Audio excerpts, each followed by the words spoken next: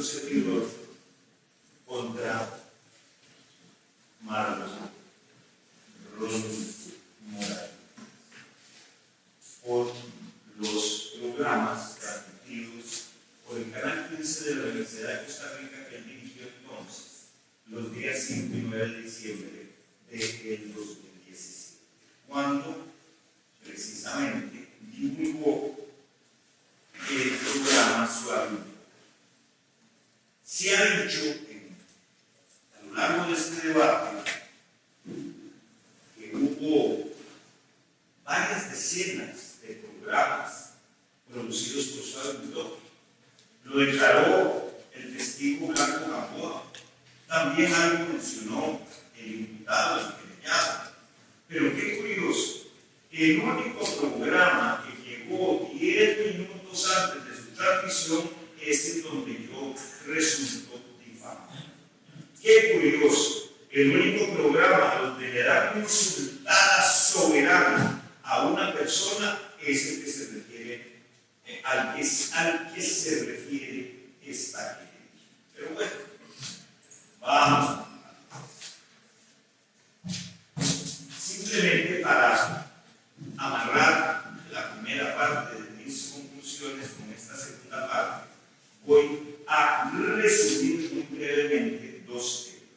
Uno es el tema del doctor Marlon Rodolfo Mora Jiménez, es autor por omisión impropia de las difamaciones cometidas en perjuicio de Juan Diego Castro Fernández. ¿Por qué? Porque su conducta criminal cumple con todas las condiciones de la omisión impropia.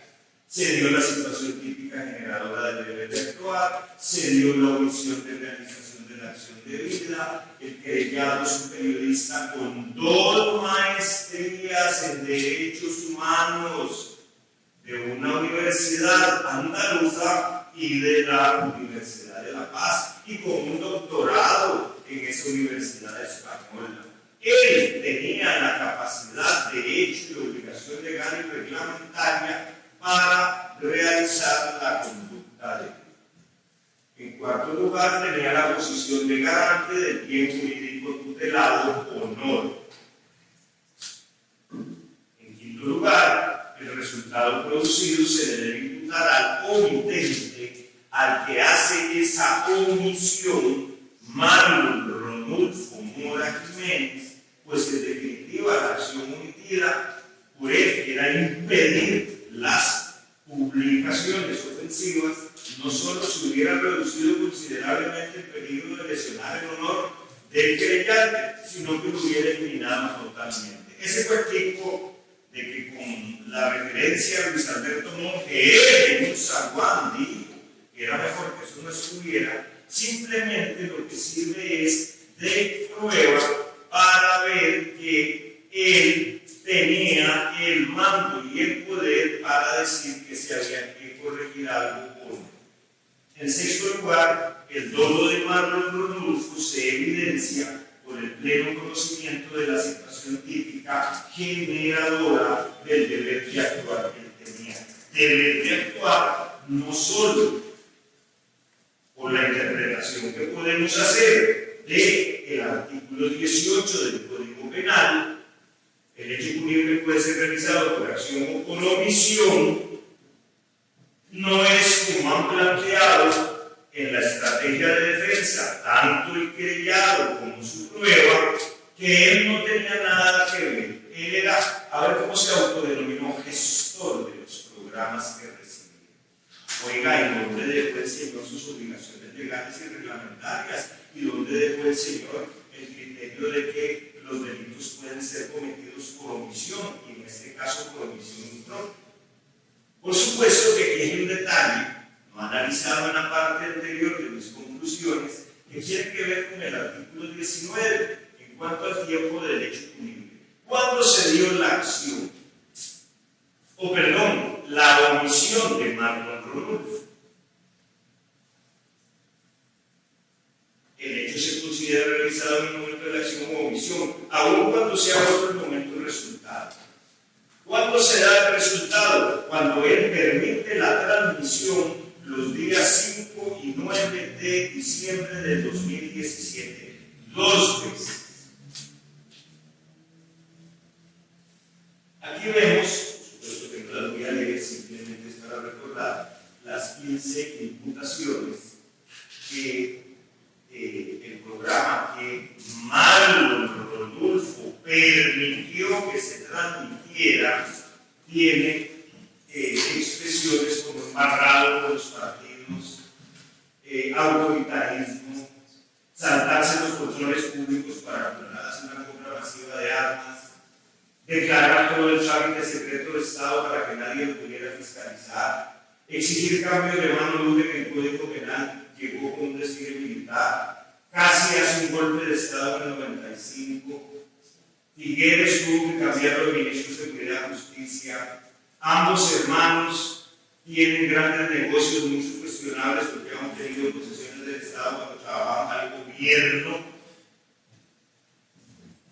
Es un mentiroso, es un tipo mentiroso, no tiene propuestas reales, no tiene cómo construir soluciones, es manipulador, es vengativo, es populista de derecho y traficaba armas bajo secreto de Estado. Eso solo para refrescar las imputaciones. Aquí hay un aspecto que es esencial y bueno, hoy milagrosamente no vino don Mauricio Herrera, quien no conocía porque ha pasado mucho tiempo y realmente se me había borrado su imagen. Desde la noche del 15 de diciembre de 1995, en el Hotel Sula, en San Pedro de Sula, cuando este insolente era periodista de La Nación y me llamó 12 veces a mi habitación, al teléfono de mi habitación, para preguntarme si quería referirme a la censura de la Asamblea Legislativa. Curiosamente, cuando nos dimos cuenta que era él, por supuesto que lo critiqué, porque ya entiendo muy bien cuál es uno de los amigos asesores de la contraparte, el famoso Mauricio Herrera, del caso Herrera contra Costa Rica. Pero aquí hay una gran falacia y aprovecho también para subrayar una sutil, yo no diría amenaza, pero advertencia sutil que hizo el querellado cuando declaró que iba a llevar este asunto a la Corte Interamericana de Derechos Humanos. Pues ahí estaba Mauricio Herrera, pero Mauricio Herrera lleva este asunto a la Corte Interamericana de Derechos Humanos en el caso de don Félix Cherboski, porque igual que a su servidor, él conoce persecutor y repugnante, más cuando fue ministro de Información del gobierno de Guillermo Solís, después de haber sido director del periódico Universidad, cuando fue embajador en Honduras y se postula para ser, óigase bien, el gran asesor en derechos humanos de la contraparte, relator de la OEA para la libertad de expresión por el ONU, ya no recuerdo. Basta leer los comentarios de todas las personalidades en aquel tiempo de importancia política cuando se le pusieron. También recuerdo cuando siendo Mauricio Herrera, el del gran caso de Herrera contra Costa Rica, ministro de Información de Guillermo Solís, que llegó con una bolsa de aguacates a Sopue para ridiculizar a todo el país con la crisis dalgarciana de los aguas. Bueno, entonces, ¿dónde está la trampa de invocar la resolución de la Corte Interamericana de Derechos sobre Mauricio Herrera contra Costa Rica? En que esa sentencia contra Herrera en La Nación, donde el querellante fue don Félix Cherboski, por la que le tuvieron que pagar 60 millones de colones, ciertamente fue anulada por la Corte Interamericana de Derechos Humanos. ¿Por qué? Porque se violó la libertad de expresión. Mentira. Porque la Corte, ¿verdad? Echamos un poquito para atrás, La Nación le contrató a Mauricio Herrera, después lo echan por el comportamiento que tiene, pero La Nación también se defendía a una eminencia que fue presidente de la Corte Interamericana de Derechos Humanos, don Pedro Níquel. Pero don Pedro Níquel era un abogado de esos que cobran en números de 6 cifras en dólares. Murió en el 2019. No sé si quedó siendo tan amigo de Mauricio Herrera para ir a cuestionar este fallo, si saliera favorable para este servidor. ¿Por qué se anuló esa sentencia y dónde está el truco de la invocación a textos extraídos arbitrariamente de ese fallo, con lo que ya también se había anunciado desde el fallido juicio anterior? Se anuló porque el Código Procesal Penal de Costa Rica no tenía doble instancia. De hecho, la reforma que promueve el garante ético del PAC, el magistrado entonces José Manuel Arroyo, para incluir la apelación en el proceso penal, es por orden de la Comisión de Derechos Humanos. Pero ahora nuestra legislación procesal penal tiene todos los requisitos que exigió la Corte Interamericana de Derechos Humanos. Entonces no hay tal. Estas publicaciones que hizo Mauricio Herrera en el 95 contra el señor Cherboski eran sencillamente deleznables. Perdón.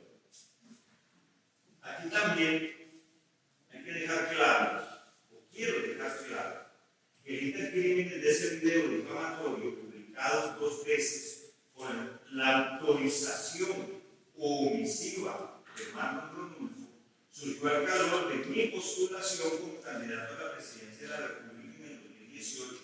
No fue al azar. De hecho, como nota bien muy curiosa, el Frente Amplio en esa ocasión sacó 16.000 votos y su servidor, a pesar de la masacre, sacó 209.000 votos. El Frente Amplio sacó 1.000 diputados y yo 4, que bueno, salieron buenos, pero no es el caso.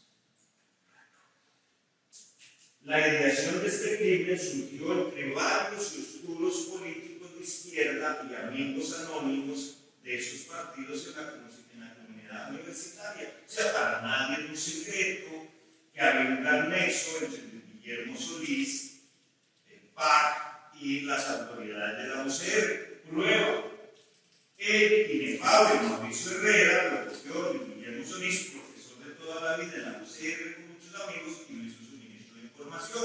Después, por supuesto, que las relaciones del PAC con el rector Geni ponen a el señor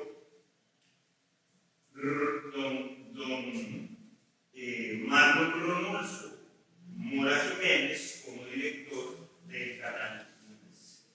Ahí, ¿qué sucede? Se ponen de acuerdo la izquierda universitaria, amiga del PAC, para hacer esta plataforma casi que como un crimen perfecto.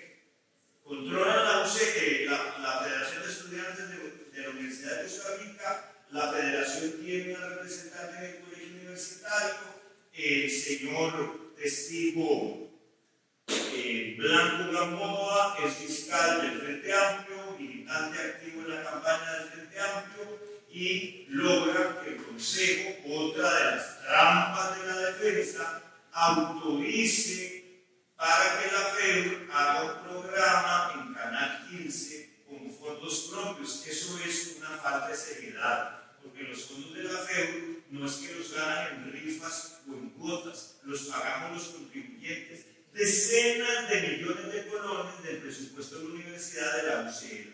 Entonces, aunque los fondos fueran de la UCR, también eran fondos públicos. Y vamos a ver cómo se utilizan bienes y fondos públicos para producir un programa en decenas para destruir mi reputación. Los actos preparatorios fueron realizados con finura y con la ayuda de técnicos y funcionarios del Canal 15. Lo reconoció el mismo que el hombre que estaba en la cabina, los camarógrafos, ¿cómo se llama? El jefe de piso, el que pone los enchufes, el que prestaba el espacio, como él dijo, el set del Canal 15. O sea, que perfectamente el señor querellado pudo asistir alguna vez a ver la filmación, no porque era el gestor. Él era un gestor. La ejecución fue realizada con mucho tiempo y el SAT producción y edición del libro digital referido. Vean cómo todos esos pedacitos de el rompecabezas de la defensa van cayendo. El único programa que no pudieron filmar en el set de Canal 15 fue el que ataca a Juan Diego Castro, porque estaban resentidos por el recado de San Juan sobre la referencia al expresidente Monge. El único programa que llegó 10 minutos antes de su publicación fue el de Juan Diego Castro. Pero miren qué mentira. Esa fue la primera publicación que no está querellada. La segunda publicación del martes tenía más de 24 horas de tiempo para revisarlo. Y la última publicación del sábado tuvieron 5 días para revisarlo. Miente el querellado cuando sostiene que no tuvo tiempo de revisarlo. Al contrario, eso demuestra su omisión. Tuvo 3 posibilidades de revisar el contenido de ese programa difamatorio. El ataque inicial al honor del querellante arranca de la cadena de cientos de difamaciones consumada el 5 y el 9 de diciembre de 2017, precisamente en la mitad de la campaña presidencial de Rastante. 2 meses y 2 días después de su inicio, que empezó el primero, eso empieza 4 meses antes del primer domingo de febrero, 3, 4, 5, de 3 de octubre de 2017, y 2 meses y 2 días después, y 2 meses menos, 2 días antes de las elecciones, en el momento en que este servidor estaba de primero en las encuestas de intención de voto. Miren qué curioso, ahí se concentra el Semanario Universidad, que ataca el día 6, con una prueba que ofrece la misma defensa, que es mucho más grave el contenido de esa publicación que el mismo contenido, de todas maneras atroz, de Suave un Toque en contra mía. Y las 3 publicaciones, 2 de las que están querelladas de Suave un Toque, que no quiso revisar ni cumplir con el deber del señor Marlon